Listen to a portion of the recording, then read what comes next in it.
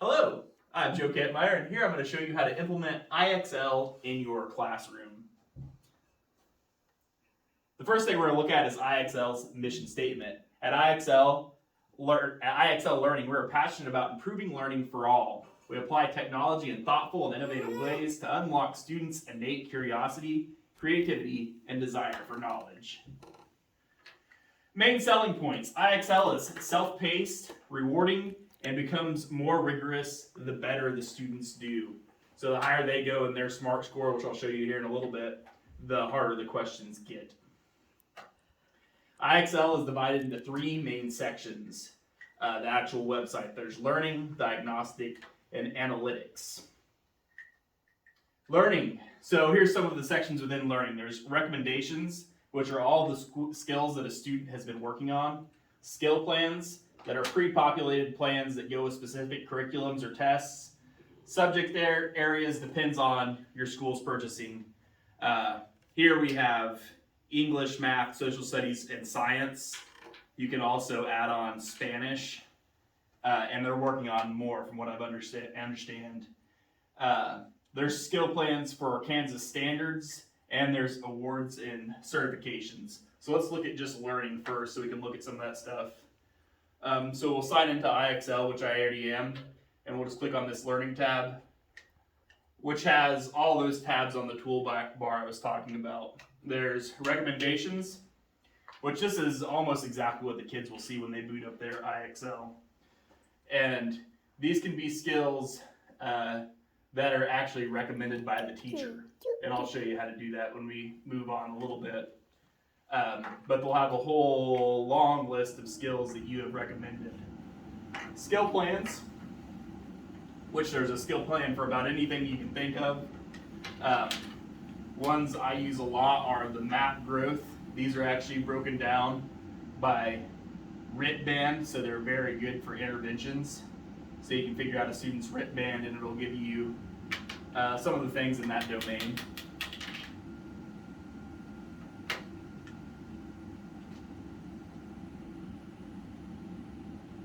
And there are skill plans for most curriculum out there.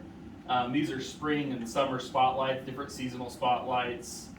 And here's Big Ideas Math, Bridges, Engage New York, Envision, Everyday Math, Go Math, Into Math, which we just adopted. And it'll have skill plans that go with each chapter and each lesson in those books. So day one, you could assign the first IXL module out of the first lesson of Into Math. Then you can just browse by the math standards, pre-K, all the way up to calculus, pre-calculus. If you tap on one and go to third grade, all these are further broken down in domain. There's numbers and comparing, place value, division fluency, and they all align vertically. So if place value is B on third grade, usually that is what it is on second and fourth. To assign one of these, all you have to do is click that little star and it will assign it to all your students. Anything you see that has a green bar means that students have made progress on that. And this is the analytics page. I'll show you that here in a minute. But it'll show you if they've mastered it or if they've gotten to a certain percentage. What is mastery? Is that 100%? 100% is mastery. A lot of times you'll shoot for 80 because from 80 to 100, the problems get very rigorous. They get a lot harder. They're more level 3 and level 4 questions. And if you have IEP students in your class, can you set theirs at a different score? SMART score? That's actually the best thing about IXL is the differentiation you can do with it, because all the students can learn at their own pace and be on their own skill plan, doing their own thing, and you don't have to set one skill and say, okay, my whole class has to pass this. We know that all kids are at different levels, especially in our classrooms. I had a huge range this year, so I'd have several different IXLs going at the same time. Almost no one would be on the same one out of my 14 kids. You can browse by topics as well. Let's just click on one of these modules and look at it. Maybe. There we go. So we'll click on one of these modules, and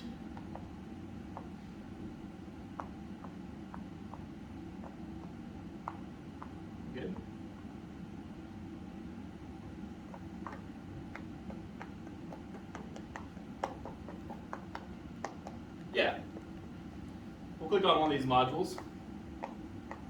We'll decompose fractions into unit fractions, I suppose.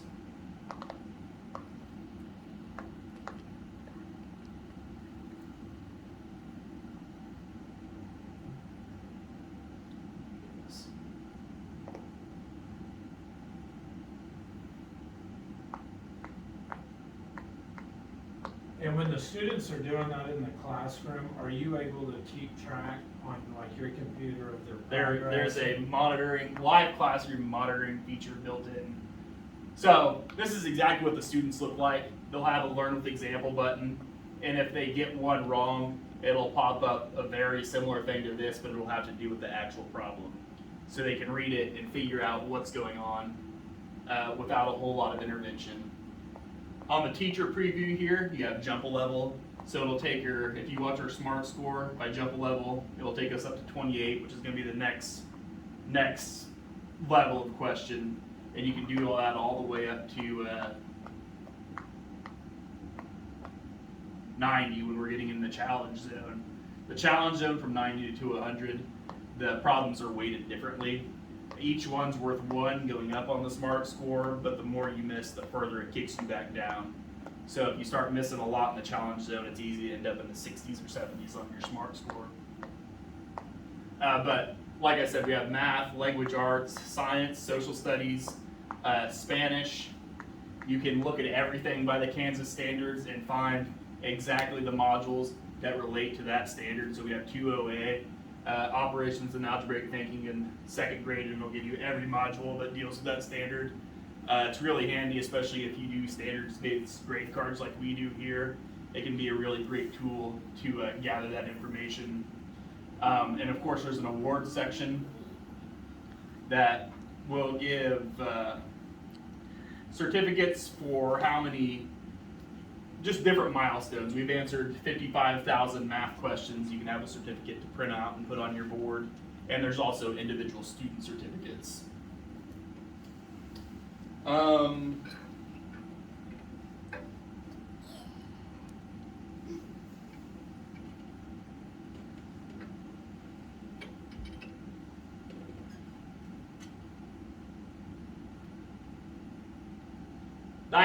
The diagnostic arena narrows down areas of student skill levels,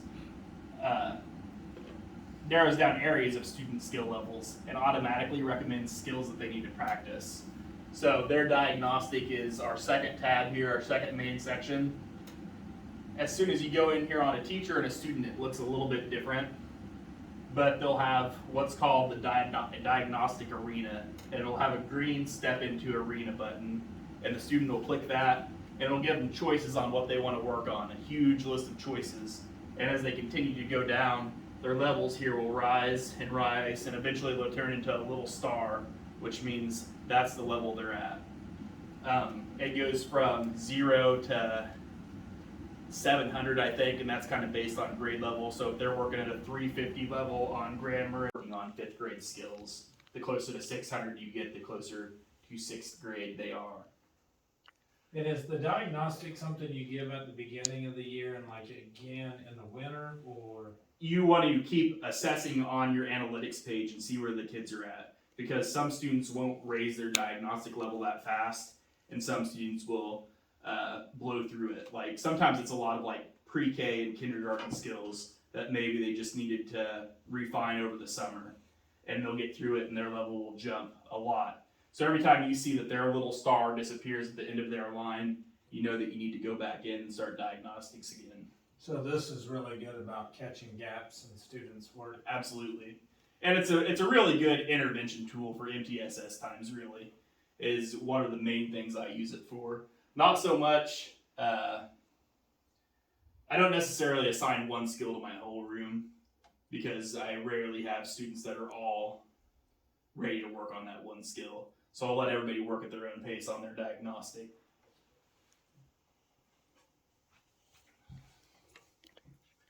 Our final and my favorite is the analytics. There's a dashboard that's the overview of your entire classroom. There's a diagnostic overview that's broken into subject area and domain. Trouble spots that tells what areas specific students will need help with. And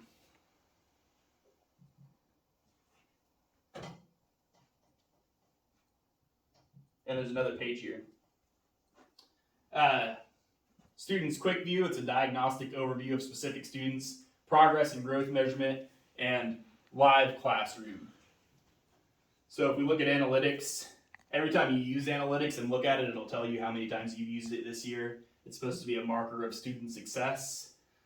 So here's the whole year's achievement for different students. We've used analytics 28 weeks this year. There's a lot of different resources on here and a lot of implementation guides and stories and things like that to actually implement this into your classroom. There's diagnostic overviews, student action plans. There's a crazy amount of information in this section. Both your math and language arts broken up into their different domains. You can see all the students' levels individually and your whole class's overall math levels. Trouble spots, like I said, will show where students may be struggling.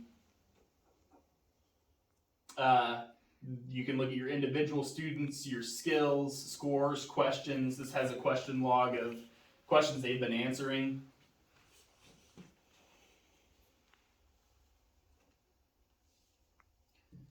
Progress and growth monitoring.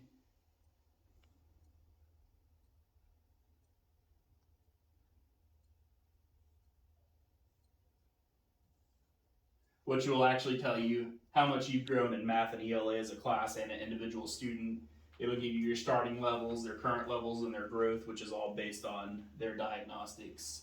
And then what we were just talking about is live classroom. So when you have live classroom up on your teacher computer or up here on your smart board, you can see on the student activity wall, it'll tell you what every student's working on, how their skills are going, if they're idle, if they've timed out, if they're paused, and it includes a messenger function that you can message back and forth to the student. So you can say, hey, keep it up, or hey, please work on the skill I assigned, or however you want to manage your classroom with that. But it's awesome to have, if you're sitting at your desk and maybe working one-on-one or working with a small group of students, you can still see what everybody else is doing on their IXL the whole time and keep track. Does anybody have any questions about any of those sections? I know that's a lot, especially the analytics section. That's more of a, you have to dive in there and really look at all the data when you have a class going. If you're a starting out teacher on IXL, is it overwhelming or is it pretty user-friendly? It's pretty user-friendly. You mess with it for a couple weeks and you'll have it pretty much figured out. And I mean, we're K through 5 with it, and then the high school and some of the middle school has it as well. So it's pretty easy to, the students know what they're supposed to be doing.